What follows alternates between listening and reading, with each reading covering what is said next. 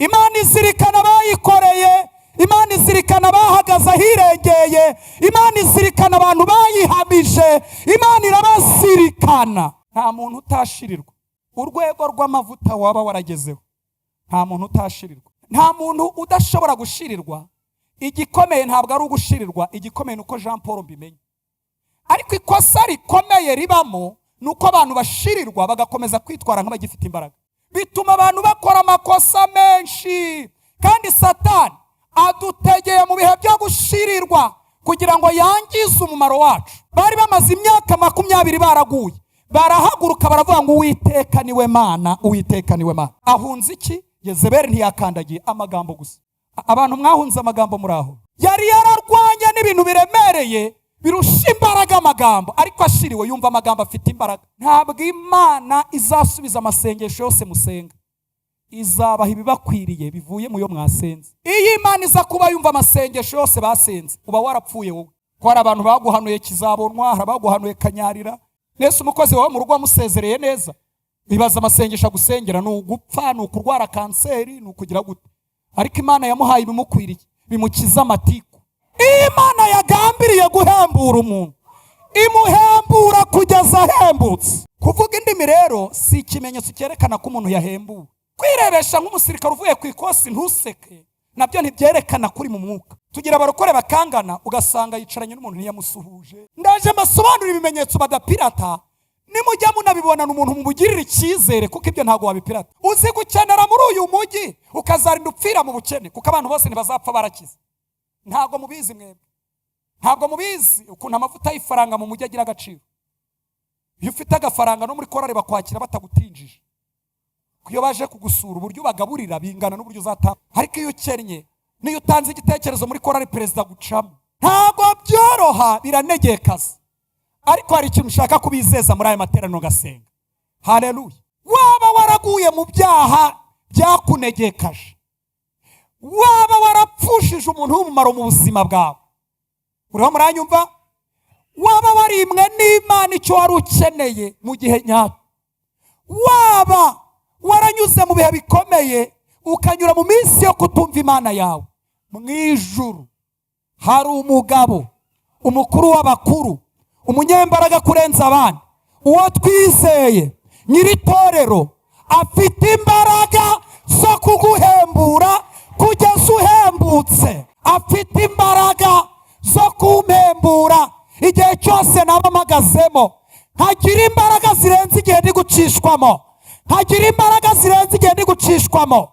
Ntagicamo, ntagisigamo amanyanga, ntagisigamo amafuti, ntagisigamo umwanda, ngisigamo ubuhamya bwiza. Imana yaguha imbaraga, yaguhembura ku kigero uru rugendo ukarugenda utananiwe, udacogoye, udasubiye inyuma. Nubwo haba harimo amajwi y'intara gusakuriza, nubwo harimo igisuzuguriro, harimo iterabwoba, harimo ubuzima bw'ibyaha, ugakomeza urugendo kugeza ubwo uzarurangiza. Ndagira ngo dusome ijambo ry'Imana, igitabo cya mbere cy'Abami, igice 19. Ndashaka gusoma 20, umurongo wa 7 n'umurongo wa 8. Tuze gusoreza mu butumwa bwiza ko bwanditswe na Luka. Igitabo cya mbere cy'Abami, ibice 19, umurongo wa 7 n'umurongo wa 8. Reka masome, ngira ngo mumaze iminsi muhasoma. Reka masome mu izina rya Yesu. Aravuze ngo marayika w'Uwiteka agaruka ubwa kangahe, amukoraho, aramubwira ati byukurye kuko urugendo ari runini rugukomereye. Nuko arabyuka ararya aranywa, iyo ndayigenderaho iminsi 40 n'amajoro 40, agera i Horebu ku musozi w'Imana. Tuvuge ngo amen. Ubutumwa bwiza ko bwanditswe na Luka 22. Tugiye kureba uwahembuye Eliya nawe bamuhembura. Ndashaka kubihuza uyu munsi. Ubutumwa bwiza ko bwanditswe na Luka murebe 22. Ndashaka naho kwasoma 20 yonyine. 22 murebe umurongo wa 43 n'umurongo wa 44.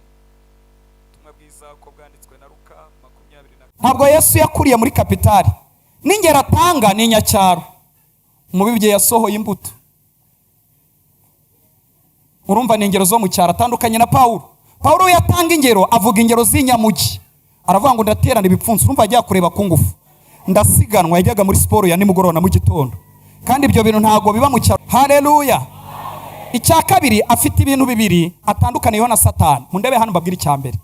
Icya mbere atandukaniyeho na Satani, yarabatijwe mu mazi menshi. Nukuvuga mu ijuru badusabye ifishi y'umubatizo, nukuri yajya kubwira Yohana umubatizo, akamubwira ati, "Se wowe wambatije?" Ifishi y'umubatizo. Kandi Bibiliya mu mategeko ni igitabo cy'ubuhanga, urayiburanisha. Nukuvuga Yesu yatsinda akabona ifishi y'umubatizo. Mbabaza akabazo, Satani mwamuza ahantu yabatirijwe?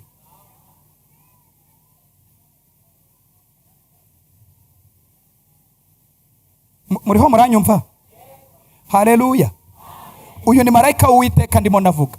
Niwe mugabo washize serivisi z'ubugira neza ahantu hose. No munsi y'intebe ugiye mukajyamo wamusanga. Abandi bakomeye bo mwisi. Nayo mpamvu ubuzima bwacu, uko Imana ibuzamura, uko Imana iduha amazina, uko Imana idukomeza, dukwiye kwigira kuri Yesu kugira ngo tutazava mu murongo akakubyiga.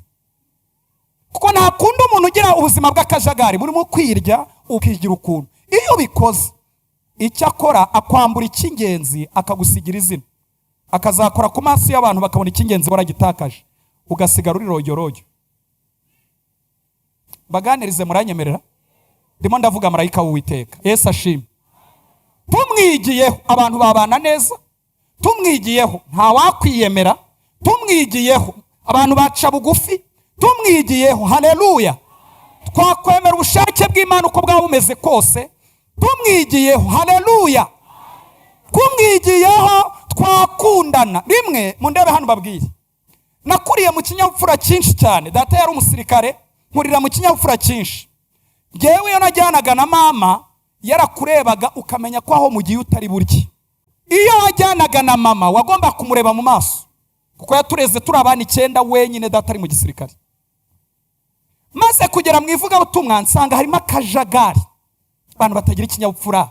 Umuntu ujya kurya akagaragaza ko yashonje y'imyaka myinshi. Noneho ndagwa, numva biranshumuje.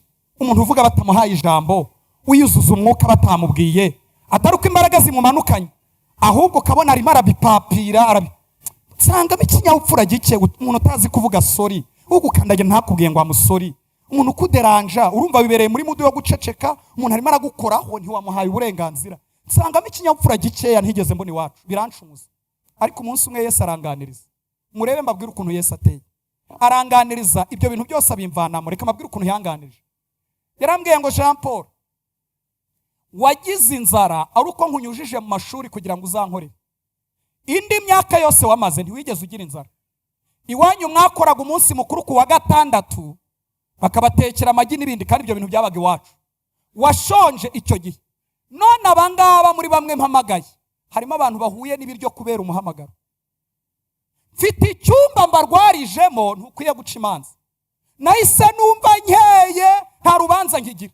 Burya nimubona umuntu wariye cyane agakanura amaso mu muhamagaro, birashoboka ko avuye mu muhanda ejo bundi ariko agihura n'ibiryo. Yesu rero afite icyumba murwarijemo.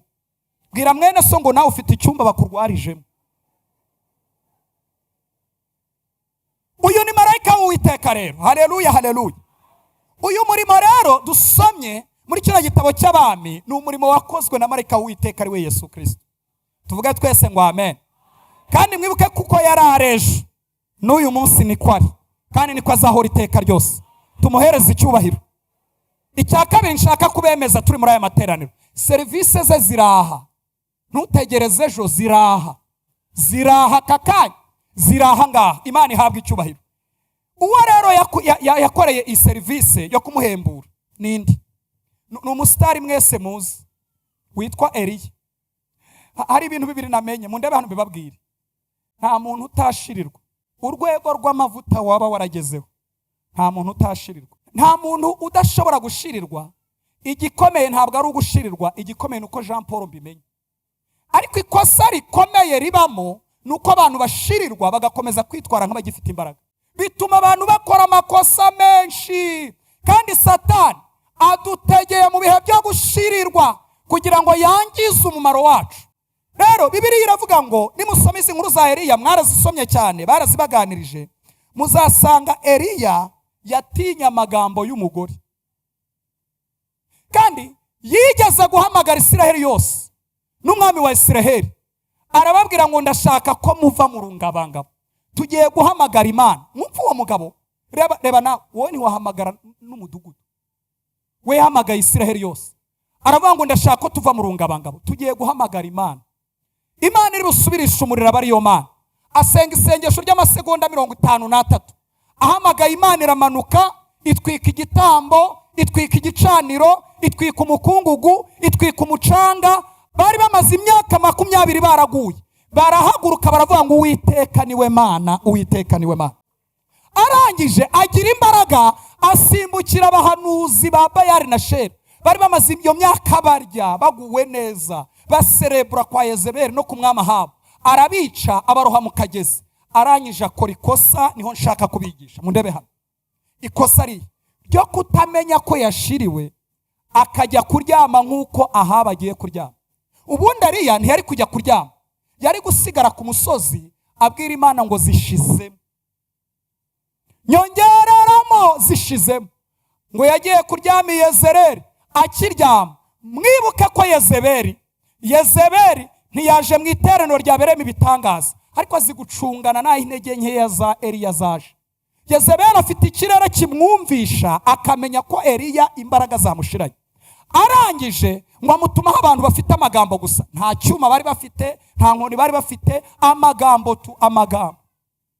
Baraza baramubwira, natakwica Imana ze zibimuhore ndetse bikabije. Inde? Yezebeli. Narababaye. Akora ibintu bitatu biteye ubwoba. Icyambere, yafashe icyemezo cy'abanyabwoba, arahunga. Ahunze iki? Yezebeli ntiyakandagiye, amagambo gusa.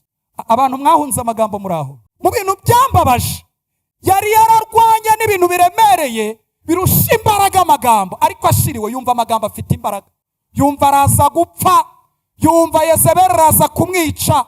Muriho muranyumva bene data? Arangije muri urwo rugendo rwo guhunga, ari mu nzira agenda, mundebe hano, ngo agera munsi y'Umurotemu, ngo ndimo ndihuta, ngo asenga isengesho ryuzuye amatiku. Aravuga ngo Mana, icyabimara nuko napfa, ntabwo ndusha abasogokuruza ubwiza, barabara, ariko mu ijuru ndabakunda. Yesu amurebye abona Eliya icyo akwiriye ntabwo ari urupfu, ahubwo imbaraga zamushiranye. Reka mabwira ijambo rikomeye, ntabwo Imana izasubiza amasengesho yose musenga, izabaha ibibakwiriye bivuye mu yo mwasenze. Kubera yuko hari ayo dusengana amatiku, hari ayo dusengana umwanduranyo, hari ayo dusengana akajagari. Icyo Imana ikora, ndanezerewe kandi, icyo Imana ikora iduha ibidukwiriye kuko izi ubukene bwacu. Haleluya! Kuko mundebe hano babwire, iyo Imana iza kuba yumva amasengesho yose basenze, uba warapfuye wowe. Ko hari abantu baguhanuye kizabonwa, hari abaguhanuye kanyarira. Nese umukozi wawe mu rugo wamusezereye neza, bibaza amasengesho agusengera ni ugupfa, ni ukurwara kanseri, ni ukugira gute. Ariko Imana yamuhaye ibimukwiriye, bimukiza amatiku. Ntabwo muri kunyumva? Abarokore bari kunyumvara? Ntabwo Imana yumva ibyo abantu bayisabye byose ngo ibisubize. Ko hari ibisabirwa mu marangamutima, mu matiku, mu nsangano, mu mujinya, mu gahinda kenshi. Imana iduha ibidukwiriye bitumara ubukene. Mu ijuru barangije baravuga ngo Eliya afite ikibazo gikomeye. Ndashimira Imana ko no mu bihe by'ubukene bw'umwuka Imana izirikana abakozi bayo. Haleluya! Imana izirikana abayikoreye, Imana izirikana abahagaze ahirengeye, Imana izirikana abantu bayihamije, Imana irabazirikana. Niyo nasoreza aho ngaho. Imana irabazirikana, izirikana abantu bayikoreye. Ntabwo iyo tuyikorera ari rojyo, Imana irazirikana. Shera talas, Imana irazirikana. Nukuri Imana irazirikana. Urugendo mwagendanye Imana yararuzirikanye. Ibihe waraye utariye kugira ngo ukorere Imana, Imana irabizirikana. Igihe wakwabye ukanga gusambana kugira ngo udashyira igitutsi ku murimo w'Imana, Imana irabizirikana. Hari ibintu Imana yazirikanye. Mu gihe cyo kugorwa, mu gihe gikomeye, Imana ijya imanuka ngo Yezebeli atabona urwaho, agusange mu ntege nkeya. iyo agiye kuza asanga Eliya yabyutse afite imbaraga zingana n'izo yagize. Ngiye kubakopeza ibanga, ubuzima bwanyu ntimuzaca imanza, muzajye musengera abantu. Maze iminsi mbyigaho, ntabwo nyigira amagambo menshi y'imanza. Nubona hari umukozi w'Imana uguye, ntuzaca imanza, uzamusengere cyane kuko Imana iramuzirikana. Haleluya, haleluya, haleluya, haleluya torero. Mwumve namwe Eliya ahantu yarageze, mu ndebe hano bibaganiriza. Eliya yari yanegekaye ku rwego Yesu amuhembura bwa mbere ntahembuke. Murumva hari korari yamuhembura? Nuhe mwigisha wahembura Eliya? Birasaba ko Yesu yizira. Ngiye kubakurira inzira ku murimo. Nta korari yari guhembura Eliya, kuko na Yesu ubwe yamuhembuye bwa mbere ntiyahembuka. Ngo yaramuhembuye amuha ibiryo bivuye mu ijuru. Abishushanya mu ishusho twabyumva, umutsima n'amazi, ariko bivuye mu ijuru, byujuje ibyangombwa byo guhembura abantu. Eliya arakomeza aranegekara, arakomeza arasinzira. Ariko kuko ijuru ryari ryabigambiriye, arongera aragaruka. Haleluya. Imana yagambiriye guhembura umuntu, imuhembura kugeza ahembutse. Ngo arongera aragaruka, amuha umutsima, amuha n'amazi, Eliya arahembuka. Haleluya. Kamvuga ibintu bikeya, Yesu ashimwe. Haleluya, haleluya. Amaze kubona ibi biryo byo mu ijuru, amaze guhembuka, ikintu cya mbere cyamuvuyemo, ntiyongeye kwifuza gupfa. Musome Bibiliya. Ntiyongeye kwifuza gupfa, ahubwo yahise avuga ngo mfitanye n'Imana gahunda yo guhurira ku musozi Horebu.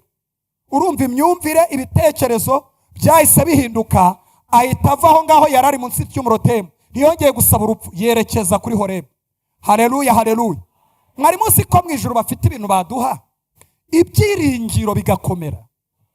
Mu ijuru bafite ibintu baduha, nubwo igiti cyaba cyaratemwe, kongera kumva ibintu. Mu ijuru bafite ibintu baduha, nubwo waba utenebutse ukumva imbaraga z'Imana. Mu ijuru bafite ibintu baduha, nubwo intege nke zaba zaragufashe zikakurekura. Kugira ngo nihute dusenga. Haleluya. Icya kabiri, ibitotsi byarashize. Ibitotsi birashira, ibitotsi birarangira, ibitotsi birashira. Kugira ngo nihute. Icya gatatu, Yesu ashimwe,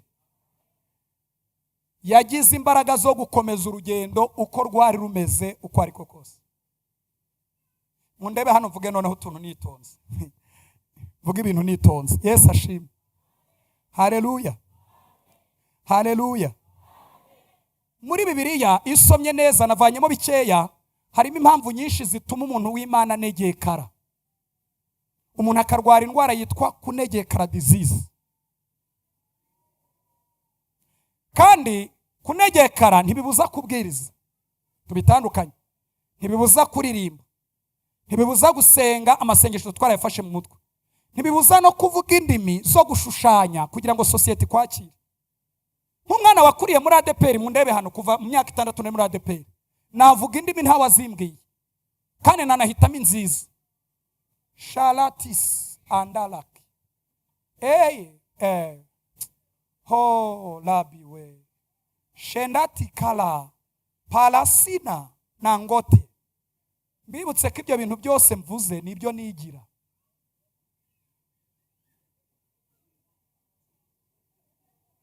Nta na kimwe giturutse ku mwuka wera. Nuko nakuriye muri ADPR, nzi uburyo abantu bavuga indimi. Kuvuga indimi rero si ikimenyetso cyerekana ko umuntu yahembuwe. Oya.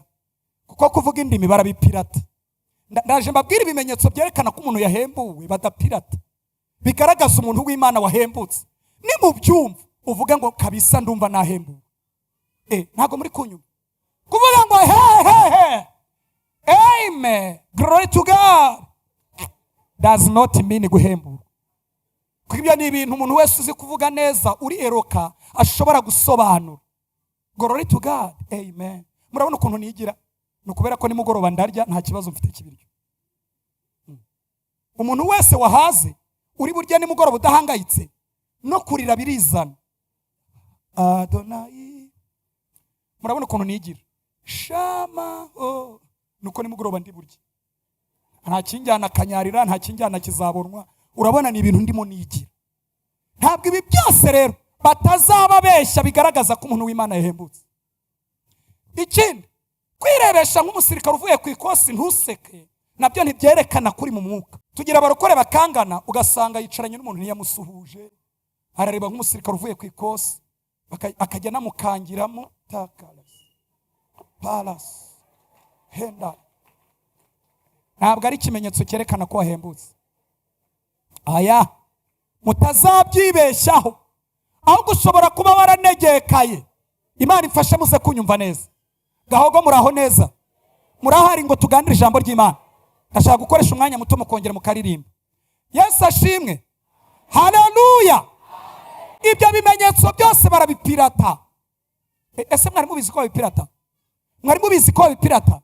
Indimi barazipirata, kwiriza barabipirata, uwahaze wese yarira. Muvuge ngo emosiyo, uwarize wese, uwariye wese yagira emosiyo. Muriho muranyumva?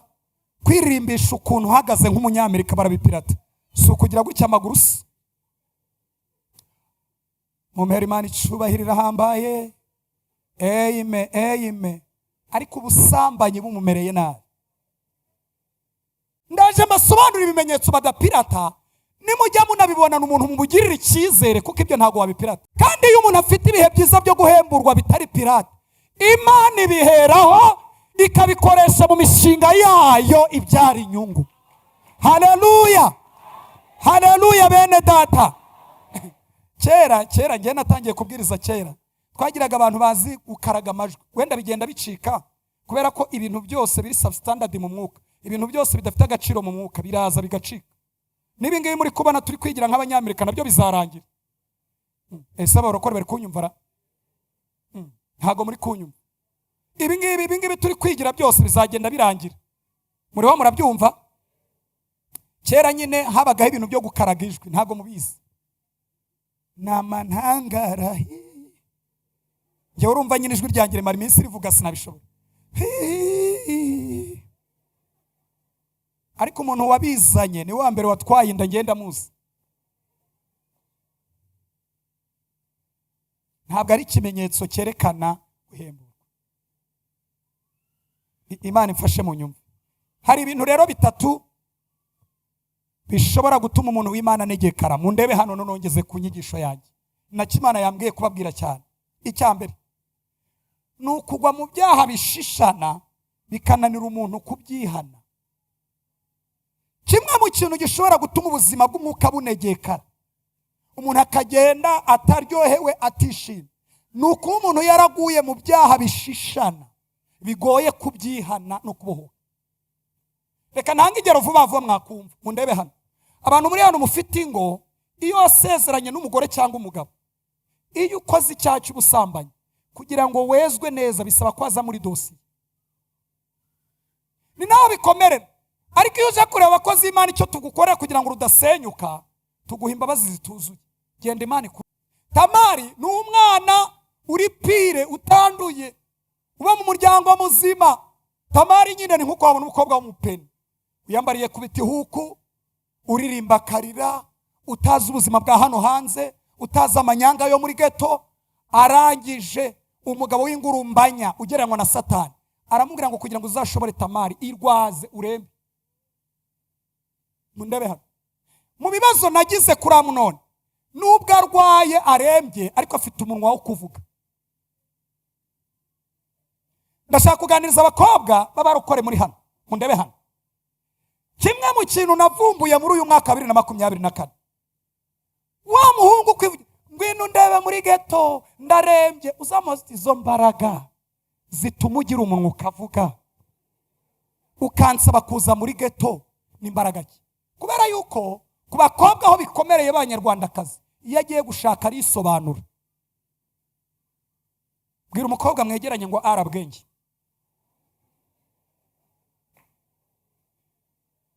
Hari ikibazo abahungu babaza, yarafashe irembo yaratanze inkwano, arakubaza ngo uracyari umukobwa? Cyane abahungu b'abapene bagorana cyane. iyo akikubajije, iyo ukiri umukobwa usubiza na confidence, ndacyari umukobwa. Voilà. Ariko iyo wabaye gore kobwa kandi ukiri umukobwa, ubanza kubira icyuya. Kwereka Imana ibabarira icyaha, ariko ingaruka zibaho.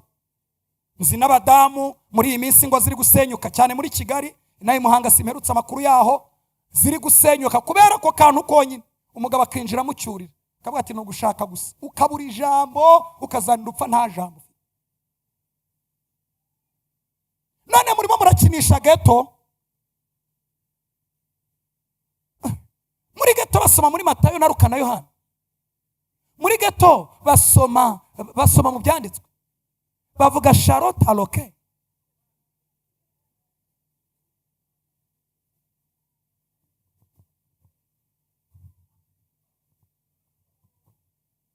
Soza kuri iyi ngingo, kugira ngo umuntu yihane iki cyaha cy'ubusambanyi birasaba ko Imana ijyana urukundo rwayo.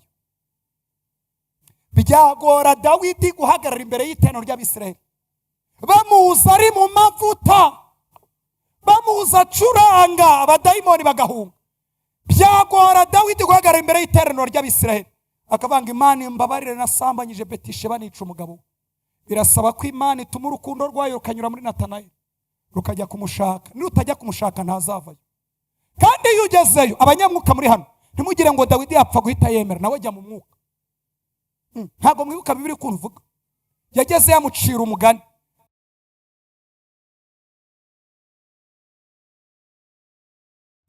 Arangije afata akanyagazi k'umukene akakiriza abashyitsi. Wamuhanisha iki? Dawidi yagiye mu mwuka, yaravuze atumva, umva. Kandi niwe abizi neza, abizi neza. Yagiye mu mwuka arabatumva, uwo muntu akwiye gupfa. Ikindi byo yatwaye akabira, kandi niwe arabizi neza ko Dawidi ntayobaye imvugo y'umwuka, arayizi. Ariko kubera ko yanegekaye, abaho mu buzima bw'ubuhunzi bwo gukwepa kwepa. Iyo bavuze we azana utundi tuntu tw'umwuka. Tugira abarokore bagira utuntu tw'umwuka. Wamubwira uti nyamara, nakavuga ati nanjye ndumva arimo. Umwana ntarapfa, aracyametse ku mugongo we. Kugira ngo umuntu ave muri bino byaha bishishana, bisaba ko Imana yohereza urukundo. Mbabwira isengesho ndimo ndasenga, mundebe hano mbabwira isengesho ndimo ndasenga. Ndimo ndinginga Yesu ngo yohereze urukundo rwinshi ku bantu twagize bapfuye. Yicara mu materaniro akabihirwaho kuryoherwa, akumva Imana iri kure, akaba ataribwo nubwo nshushanya, nubwo ndirimba, nubwo mpanura, nubwo mbwiriza, ariko wapi. Umwuka wa kabiri unegekaza abantu, mundebe hano, ni ukwica, tukira, kwica. Kubera iki kwica? Mundebe hano, amaraso y'umuntu wapfuye ahora aregana. Kandi hari uburyo bushyashya bwo kwica bwateye i Muhanga, ndababuriye ntibizabagereho. Aho famiye ziri kunanirwa kwakira umwana, murabizi ko Yesu akora uko ashaka. Arabyuka mu gitondo utamukeneye, waravuze uti Mana mpitanu rwose nduhuke, mpitanu, ndashaka itanu. We n'umugabo mukabigambana, wagenda mu nzira ukumva ibimenyetso by'uko akana karimo. Hari imiryango rero iri gufata icyemezo, bakajya kwa muganga bakamuvana, kugira ngo bazihane uwo muryango uhure na Yesu, uve muri uko kunegekara. Birasaba ko Imana imanuka ikabwira ndabaniga, ndabaha ubugingo. Bisaba nawe reba famiye, abantu babiri bibwirije bakagenda bakagira ukuntu babigenza, umwana akajya hanze. Wano umwuka hari mu Rwanda kujugunya abana, kandi umwana yari afite nk'ukwezi kumwe. Jogonya kugira ngo umugore n'umugabo bazihane. Icyakora abadamu bagira amarangamutima, yagiye gusenga wenyine, aravuga ati Mana we, Mana umbabarire. Ariko yakwibuka ko umugabo we ari nk'intare, ko umuntu wishe ahinduka intare.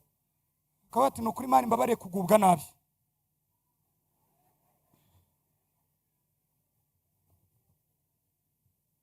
Icyo ni ikintu cya mbere kinegekaza. Ubusambanyi no kwica biri mu byaha bigorana kwihana, biranegekaza. Umunsi umwe umwuka wera yigeze kunyiyenzaho, nari mu nzu y'abandi, urumva wagiye mu nzu y'abandi ugomba kubaha amabwiriza n'amategeko. Hageze umwuka urambwira turi muntu uri kureba yakuyemo inda, mubwire yihane. Ndavuga nti mana imanukira umwibwirire batankubitira. Imana yaravuze ngo abahanuzi babura ubwenge bazabakubita iminwa. Mwana yumvishe iyo mvugo, mbwira Imana nti rero wabishobora ngwino ubivuge. Umwuka rero amfata ntabishakaga, aramfata nyoberwa ibyo ndimo. Mpita mureba ndamubwira nti ihane wakuyemo inda. Uzi ukuntu yahise ambwira? Yarambwiye ngo umukozi w'Imana icyo uvuze ntacyo numvise. Murebye mu maso mbona ibintu by'umwuka arabizi. Abantu bari bahari bakuru barasohotse, dusigara n'abandi bakozi b'Imana. Byasabye ko Imana irondora ikagera no ku ishuri yigaho na geto yinjiyeho naho yakuyemo inda. Iyo Imana itaza n'ibyo bimenyetso twari kuvaho tubaye abanyabinyoma. Kubera iki? Ntabwo byoroshye kubona umuntu wanamije. Njya mbibona iwacu n'ahandi ugasanga umuntu avuye Rusizi kubera ubusambanyi buramuzererejeje kwaturira ku itorero ry'i Kigali. Yahagera akaza mu matwi ati Imana mbabarire narasambanye maze imyaka 8. Wamubwira ati Imana kwezi ukumva ntabwo abohotse. Mujya muhura n'abantu bakwepa mujya muhura nabyo. Ibyo rero biranegekaza. Icya kabiri kinegekaza kugira ngo nihute, Yesu ashimwe, ni ugucishwa mu minsi yo kutumva Imana hafi yawe. Kayishaka kajya uyihamagara uti Adonai we, uyu mujyi wa Muhanga ndawupfiramo, ndawusaberamo, mwariyemo, mbega ibihe bibi. Ukumva Imana ni hafi yawe, ukajya iburyo ukayibura, ukajya mu yitatu ukayibura. Ni nako Yobu yavuze mu bice 23:8 n'uwa9. Yegera imbere ntihari, yajya inyuma kumva ntihari. Nabyo hari igihe bituma umuntu w'Imana kamuka akanegekara. Hari n'abahinduka nk'abajanja wide akarakara akajya abwira Imana nabi. Kabwira ati wakoze, nawe ari wowe wabikora.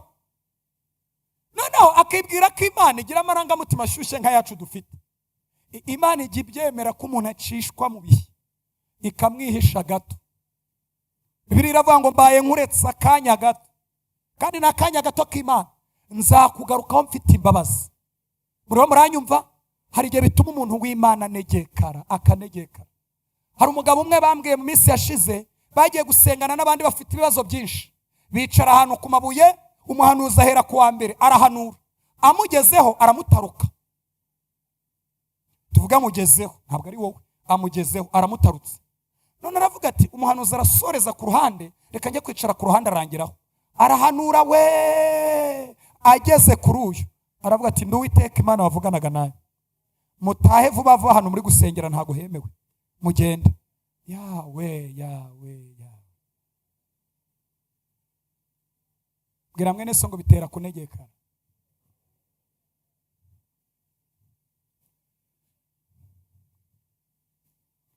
Icya gatatu gitera kunegekara, mundebe hano bibabwire nitonze kandi Imana yarabinganirije cyane, ni ugupfusha uwo wakundaga kandi w'umumaro. Gupfusha uwo wakundaga kandi w'umumaro. Kabone umuntu apfushije umugabo, apfushije umugore, apfushije umwana yakundaga kandi w'umumaro. Nabyo bituma umuntu w'Imana anegekara. Muriho muranyumva? Muriho muranyumva? Bindashaka kubivuga nitonze kuko Imana abinganirijemo ikintu habitse bibanga. Ntabwo Imana izari ibihe by'ububyutse idafite gahunda zikomeye z'ubwami. Hari igihe gahunda z'ububyutse zirangira, Imana ikareba Jean Paul ikabona ntazashobora imbere, ikamubwira iti nkurikira, mukazantegereza mukambura. Ariko usigaye iyo atabyumvise neza, adafite imbaraga zo guhemburwa, aranegekara. Muvuga ngo biranegekaza. Hariho n'igihe tubura n'amagambo yo kumubwira. Nasomye muri Bibiliya mu butumwa bwiza, harimo umudamu wapfushije umugabo banye nawe imyaka 7, amara 84 ari umupfakazi. Biroroshye? Imyaka 7. Ubundi mu bijyanye na couple n'ingo bavuga ko kuva abantu bagishakana kugeza ku myaka 5 abantu bakigwana batari bahuza. Iyi myaka 7 itangiye kuzamuka kugeza ku 10 batangiye guhuza ibintu bikeye.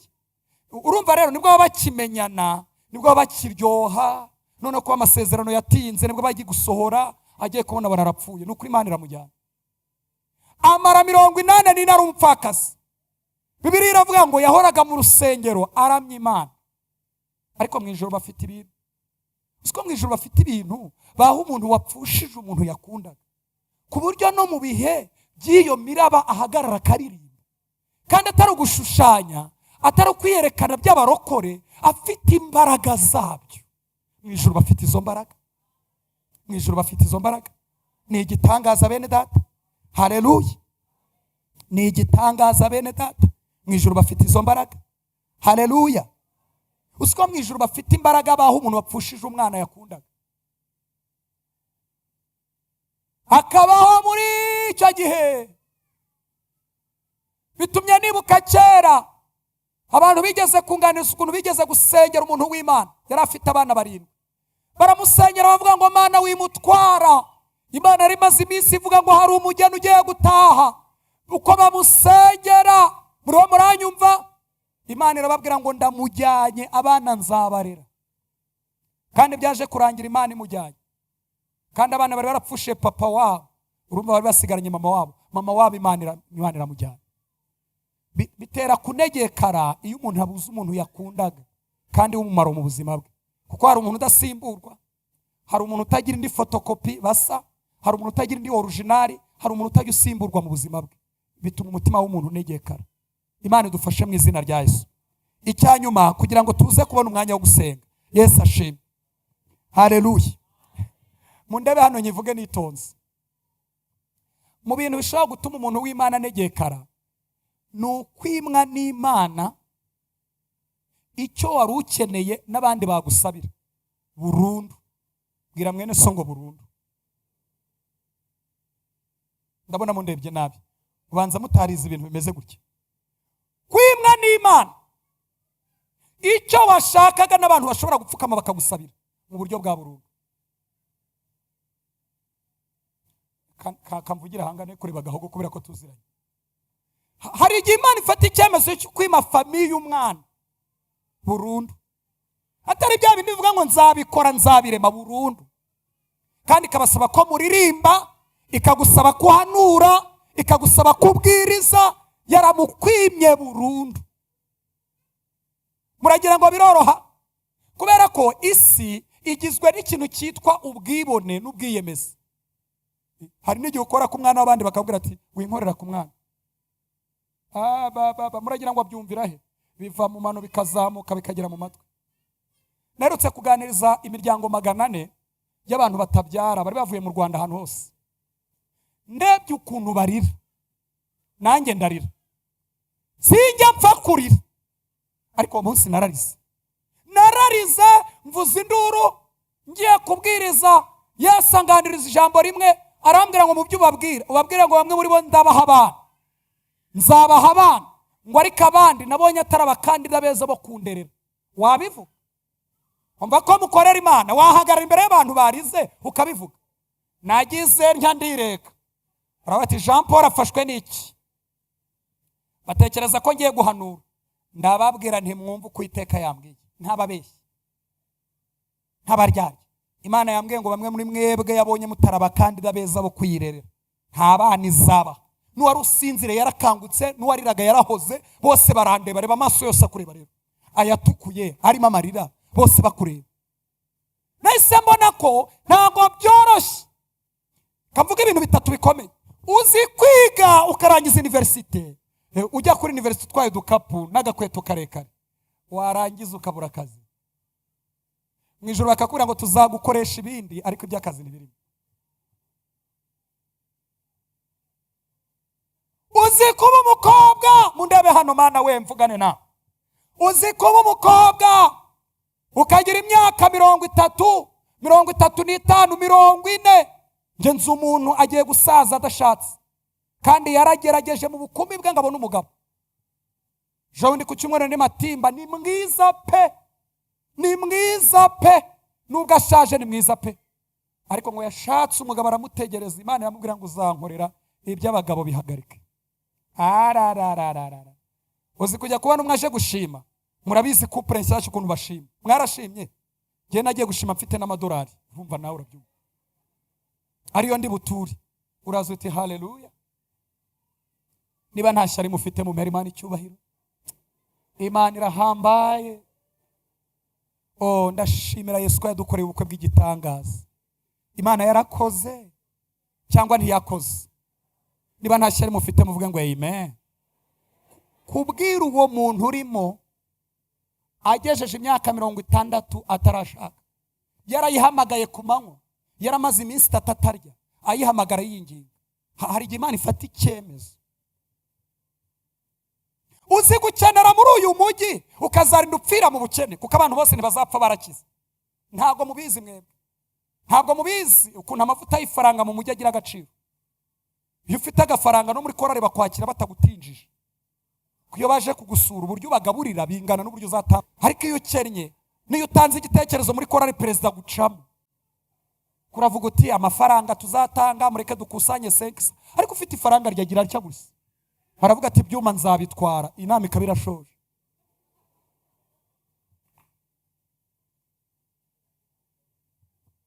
Ntabwo byoroha, biranegekaza, ariko hari ikintu ushaka kubizeza muri aya materaniro gasenga. Haleluya. Waba waraguye mu byaha byakunegekaje, waba warapfushije umuntu w'umumaro mu buzima bwawe, uriho muranyumva? Waba warimwe n'Imana icyo wari ukeneye mu gihe nyacyo, waba waranyuze mu bihe bikomeye ukanyura mu minsi yo kutumva Imana yawe, mu ijuru hari umugabo, umukuru w'abakuru, umunyembaraga kurenza abandi, uwo twizeye, nyiritorero, afite imbaraga zo kuguhembura kugeza uhembutse. Haleluya. Ndashaka gusoza ngasenga, ndumva umutima wanjye unezerewe. Afite imbaraga zo kumpembura igihe cyose nabamagazemo, nkagira imbaraga zirenze igihe ndi gucishwamo, nkagira imbaraga zirenze igihe ndi gucishwamo, nkagicamo, nagisigamo amanyanga, nagisigamo amafuti, nagisigamo umwanda, ngisigamo ubuhamya bwiza. Haleluya, haleluya. Yesu ashimwe. Kugira ngo dusenge rero, kugira ngo wakire ubu buzima biragusaba ibintu bigera muri 2 byonyine. Gira mwe n'isongo ni 2. Ijambo rya mbere no kwimenya ukemera uriwe. Mundebe abantu babwira kandi Imana yanganirije. Yarambwiye ngo bamwe muri mwebwe nimutava mu kigari ngo mwimenye umenye uriwe, iki giterane kizarinda gisoza nta kantu twaye. Kuko Imana ntikorera mu kajagari, ntikorera mu kigari. Birasaba ko wemera kuri Yakobo, ukabwira Yesu ngo ngewe ndi Yakobo, ngewe ndababaye. Nubwo baririmba, nubwo baramya, ariko ndababaye. Nubwo bimeze gutya, nakoze icyaha, umutima wanjye urafasha. Ese ni mwama kuri iyo service yo kugira ngo nanjye mpembuke? Icyo kintu utagikoze ngo banze umenye uriwe. Umenye uriwe, nurangiza kumenya uriwe, Yesu ashimwe, unemera uriwe, nta mbaraga zimanuka. Ntabwo Imana ihereza imbaraga fotokopi, ihereza ngewe wa nyawe. Imana ihabwa icyubahiro. Icya kabiri, Yesu ashimwe, nugusenga, ukongera ugasenga, ukizera ko mu ijuru bafite imbaraga baguha. Narimvuse ngo nugusenga, ukongera ugasenga. Niba Yesu ashimwe wunamye ukumva nta mbaraga zaje, ukwiye guhindura, ukubama hasi, ugapfukama, ugahamagara Imana, ukayibwira ngo Mana, ndabizi ko ufite imbaraga wawe, ndabizi ko uzifite. Reka nsoze mbabwire ikintu kimwe cyambayeho, kandi mu ijuru bampaye imbaraga. Nta gikomere natahanye, kandi benshi birabagusha. Nagiye kubwiriza konseri, cyagiye najyaga nza muri Gahogo, murabyibuka, kera. Nta kazi nagiraga, nari naburaye. Nagiye kubwiriza konseri, nari naburaye.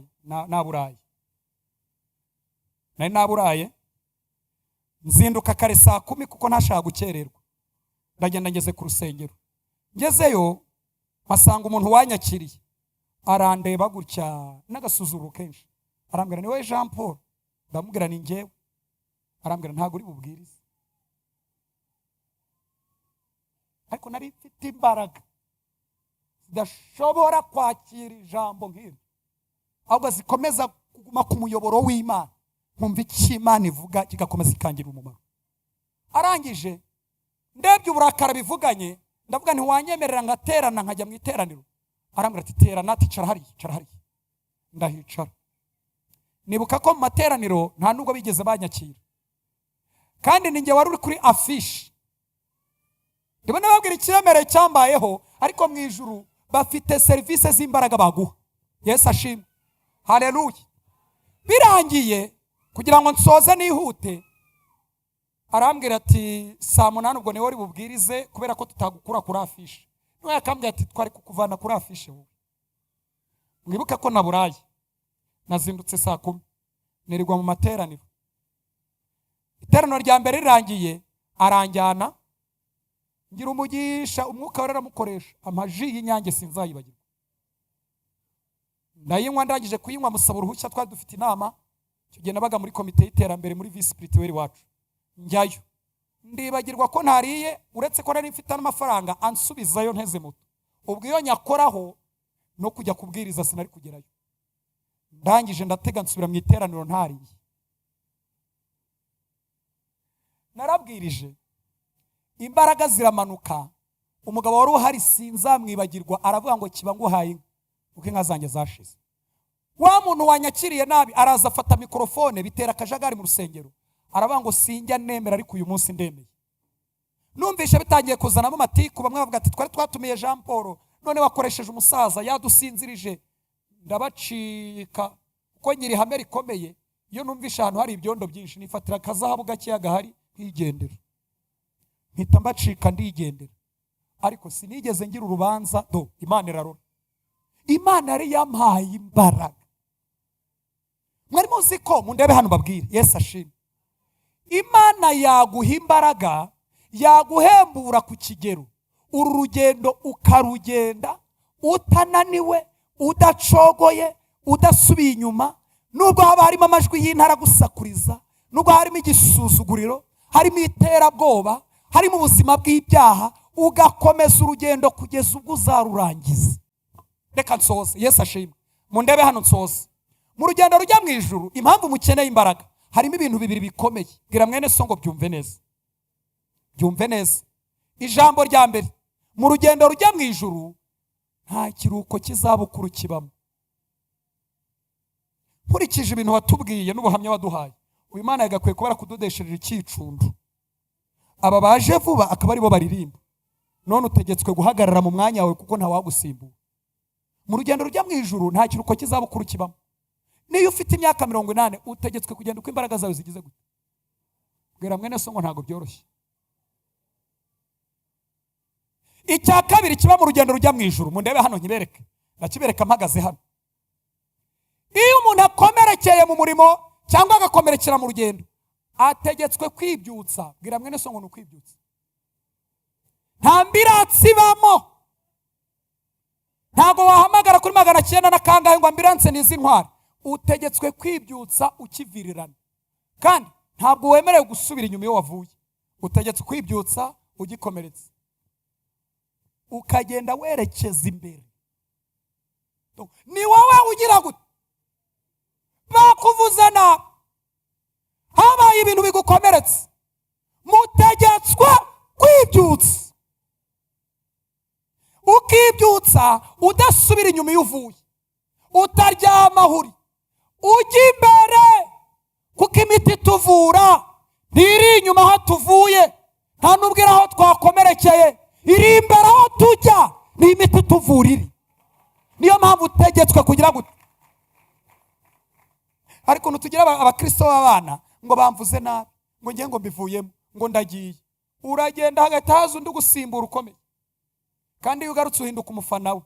Bwira mwene so ngo iryo hamura ryumva, kuko Imana ntiyabuze abakozi mu murimo. Wowe wikomeretse mu rugendo rujya mu ijuru ugira gute? Ubyuka ugira gute? Imiti tuvuriri ko bivuyemo, amavuta yanjye bayapinze, ntibanyemeye, dore bandeba nk'umukene, ndabivamo, gahogo sinzagaruka ugasengera. Uzahora mu ruzerero, uzahora mu buhunzi, utegetswe kwibyutsa muri iri joro ukabwira Imana ngo noneho ndabyutse, mvuye mu myumvire yose, kubera ko nusubira inyuma Satani arakubona urwahakinire ku buzima bwawe. Nukomeza kuvirirana abagenzi bazakunavuga turi mugenzi yarasinzire yaraviriranye. Icy'ingenzi rero nuko ubyuka. Bwira mwene so ngo uragomba kubyuka. Uragomba kubyuka mu izina rya Yesu. Ukabyuka ujya hehe? Bari ku misozi yerade banezeranwe n'Umukiza basize imibabaro. Naho ibyo kwibyimbya no kwirakaza no kuvuga ngo mbivuyemo ubu ndabisezeye, yo Satani azakubona urwaho, azabona uburyo akinira mu buzima bwawe. Kandi kugira ngo dusenge neza tugire umwanya wo gusenga uhagije. Yesu ashimwe. Abantu benshi bategereje yuko unanirwa ngo hagire ikintu kibi kiba mu buzima bwawe bogeze, kuko kugeza uyu munsi ntibaremera amavuta yawe. Ntago abarokore bari kunyuma. Ntugire ngo kuba nagira zamuka bemeye amavuta yanjye. Barareba akavuga turi muntu abyina nk'uzaba ingare mu rugo azuzamusenyukiraho. Nigeze kurara mpanura ijoro ryose, ngeze saa 7 umuntu aransengera, nibuka isengesho yansengeye 90% byari impungenge. Uyu musore Mana dore nawe araje, uramuhagurukije azagwa, twabonye abantu bagwa. Nahise mpumura ndamureba. 90% by'amasengesho byari ibyo yarateguye ko nzagwa mu busore. Murabyumva? Abantu bategereje kuzarugwamo, bategereje kuzabivamo, ntibaremera amavuta yawe. Ukwiriye kwibyutsa.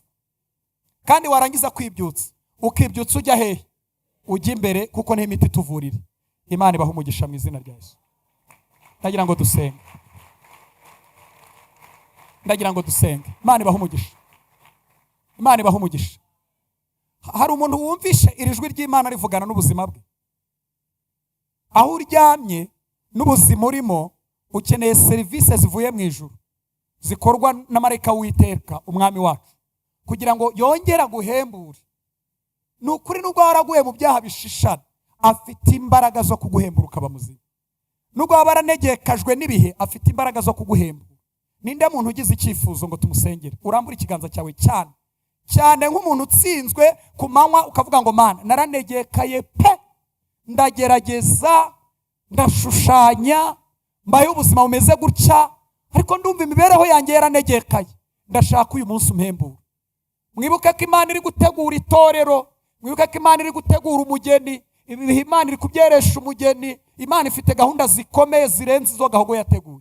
Niba uhari urambura ikiganza cyawe gutya cyane muri aya materaniro, tutavuze ngo abantu nibahumirize, tutavuze ngo abantu nibanze barebe ku ruhande. Urambure cyane ikiganza cyawe, ukirambure cyane. Tugiye kugusengera, tugiye kukwingingira Imana. Mundebere niba hari uhari kugira ngo tuze kumusengera Imana. Hari uhari warambuye ikiganza, waranegekaye, wumva ubuzima bwawe bwarangiritse, wumva imibereho yawe yarangiritse, murambure cyane nk'ingabo zitsinzwe. Ndashaka ko mubikorera ku mugaragaro. Ni mwebwe Imana yashakaga, atari bya bintu byo kubanza guhumiriza ngo nimubanze muhumirize ngo atambuke ngo tumuhe umuntu ngo amwaturire mu matwi. Iki giterane muzabikore neza. Ni ukwibyutsa. Haguruka muri ibyo bihe, haguruka muri izo risike z'abadayimoni. Imyuka mibi itazakwiciraho, udapfasha bundi ukarimbukiraho. Haguruka bibyutse. Munyemere muhaguruke, mabwira indi ntambwe mugiye gutera ikomeye. Muhaguruke rwose, muhaguruke utsinde abo mwazanye nabo musengana n'indi myuka ikuganiriza. Uvuga ngo ndabanesheje, ndabatsinze. Dayimoni ntuzongera kungiraho ububasha. Wambaraga mbiwe ntuzongera kunkoraho. Uyu munsi ndabyutse, uyu munsi ndahagurutse, uyu munsi mvuye mu bihe bibi, uyu munsi mvuye muri risike, uyu munsi mvuye mu buzima narindimo. Harya muracyagira umuco wo gutera intambwe akaza hano? Nimuze hano twinginga abashumba basengere. Ntacyo bitwaye kandi munabarebe. Niba wowe utari bwibyutse nta kibazo. Marete zanyu ngo muzizane cyangwa umudiyakona zibarebere. Nimutere intambwe, turashaka kubasengera.